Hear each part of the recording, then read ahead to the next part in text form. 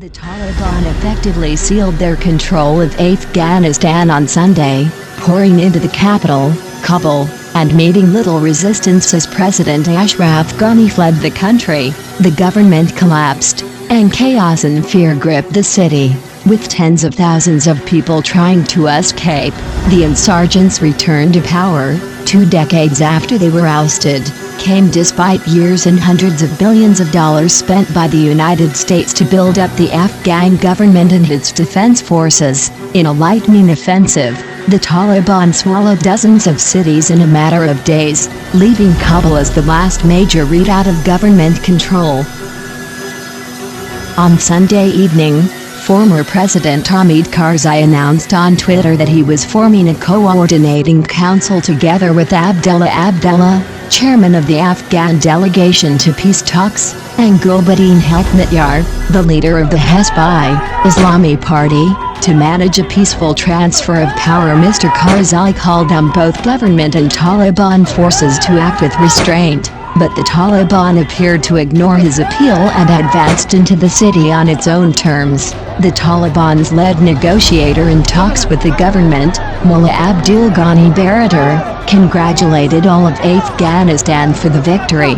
"Now it will be shown how we can serve our nation," he said. "We can assure that our nation has a peaceful life and a better future." Mr. Baradar made the comments in a video posted on social media, surrounded by other members of the Taliban delegation to the talks in Doha, Qatar.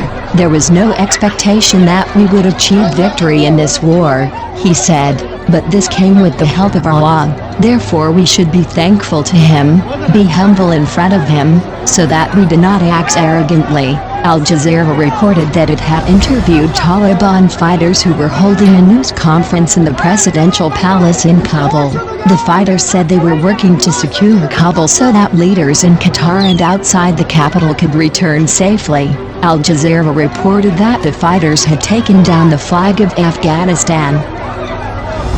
As it became clear that Taliban fighters were entering Kabul, thousands of Afghans who had sought refuge there after fleeing the insurgents' brutal military offensive watched with growing alarm as the local police seemed to fade from their usual checkpoints. The U.S. Embassy warned Americans to not head to the airport in Kabul after reports that the facility was taking fire, and said that the situation was changing quickly. Late Sunday, the U.S. State Department said that all embassy personnel had been evacuated.